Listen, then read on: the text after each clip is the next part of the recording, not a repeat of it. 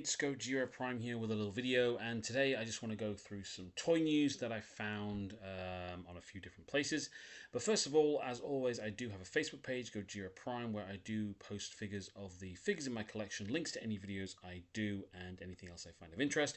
And I also now have a Blue Sky account as well, which I am uploading past pictures to for those people on Blue Sky who have maybe not seen them.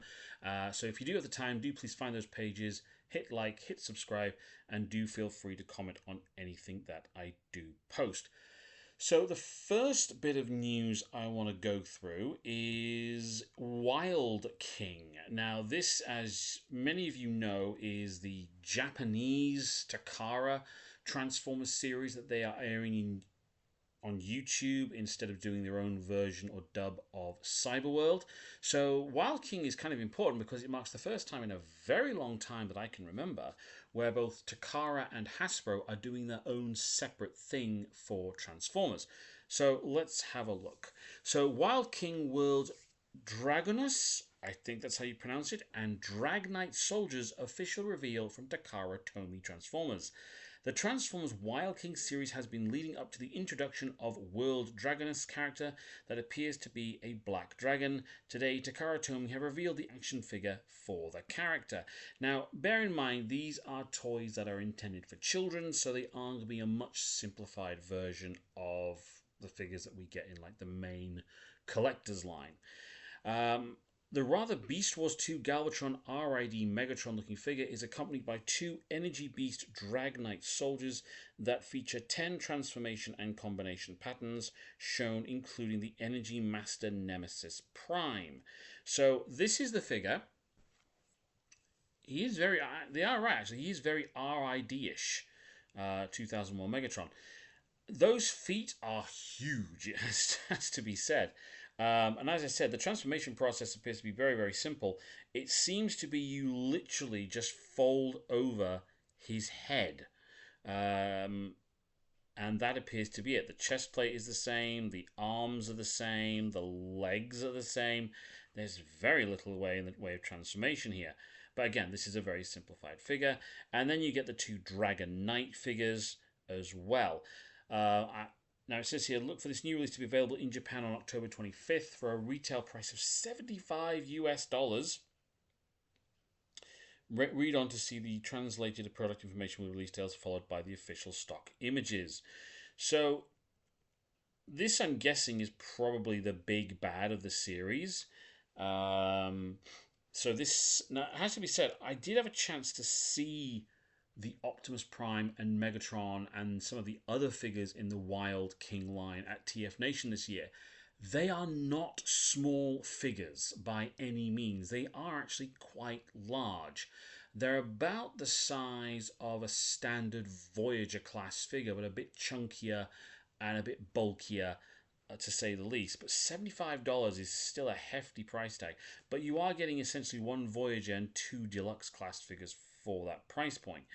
So comes out in 2000 on October 25th, introducing World Dragonus, the dragon type transformer who's a formidable enemy of Transformers Wild King.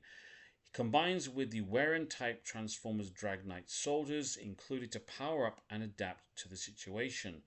Both World Dragonus and Dragnite soldiers transform from robot to beast and beast to robot, plus by combining it with Dragnite soldier or the separately sold Energy Master and Energy Beasts, you can enjoy 10 different transformations.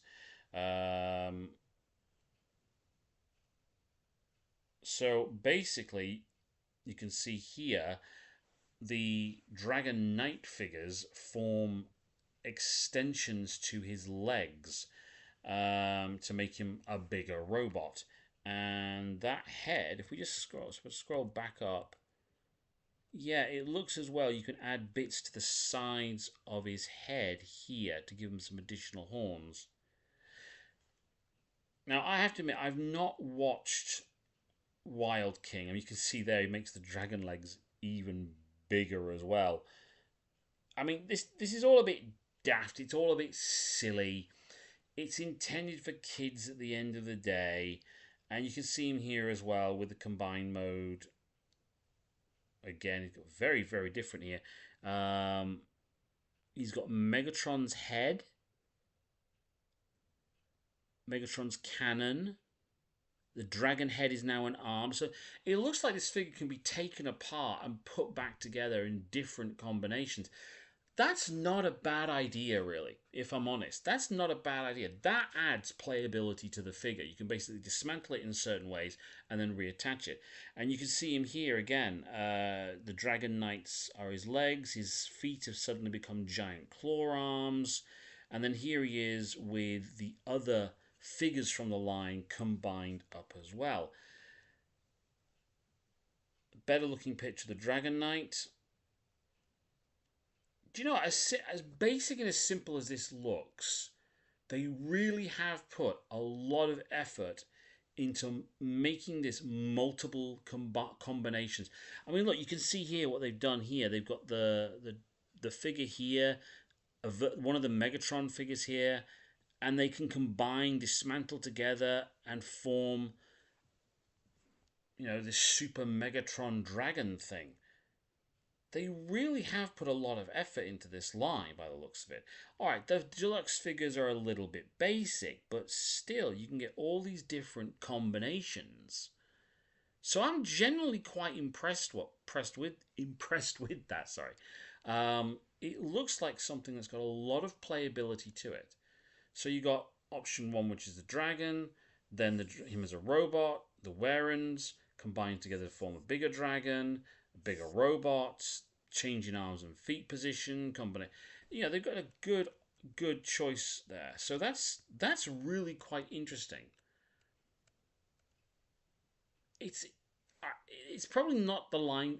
I'm not the target audience for this line. The Japanese children are the target audience for this line, this TV series.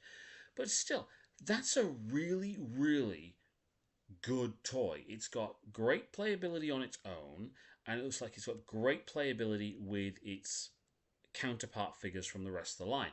So I'm actually quite intrigued by that. That looks really, really cool. And I like the paint job as well. I really do. I think it looks a great looking paint job. So that's a really interesting figure, I think, there for people. The other thing we've seen as well today is a great prototype image of the Missing Link Ultra Magnus, which has been shown at the Tokyo Toy Show. Now, I mentioned this in my previous video. I'm not collecting Missing Link figures. As big a G1 fan as I am, and G1 is my main thing, I don't have a need for this figure in my collection. Now, although this is a Missing Link figure, it does not show the posability or the for the armor. Maybe not as much as it does in this image, but it's still interesting to see it. It looks like some bits of it can combine to form a new smaller vehicle.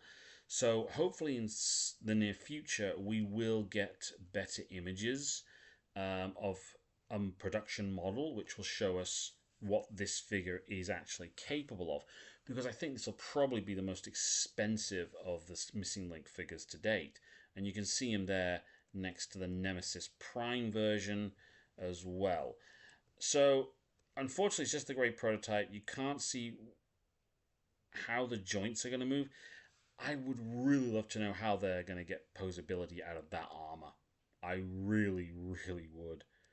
It's going to be interesting to see how they can pull this one off. But still, I mean, if you're a Missing Link fan, then getting an Ultra Magnus figure is going to be really, really quite cool for you. Now, the last bit of toy news I want to go over today is from DNA Design. They have announced a teaser image of their newest upcoming project, and it is something for what I think is probably my mainline figure of the year so far, which is Star Convoy, and they are producing a third-party kit which is going to include a massive bladed weapon for him. Now, obviously, there may be additional parts included in this because, it's DNA Design, they do other bits and pieces, but so far the most obvious thing to take away from this image is they are doing a massive sword for Star Convoy. I've only ever gotten one DNA Design kit before, which was for the Galaxy Upgrade Optimus Prime which was the Cybertron Optimus Prime from the Siege line. And it was okay. I had a few problems with it in regard to the transformation, and I stopped using the leg extensions. But depending, I've often seen more good things than bad about DNA design. So once they show this off in more detail, I may consider getting this, depending on what else it is. But hey, let me know in the comments section. Will you be getting, or are you intrigued by the DNA design kit? Are you going to be getting the Missing Link Ultra Magnus? Are you getting Wild King here in the West? And will you be picking up this little dragon? Do let me know in the comments section. Please hit like, hit subscribe, and thank you very much for taking the time to watch this video. Have a very nice day.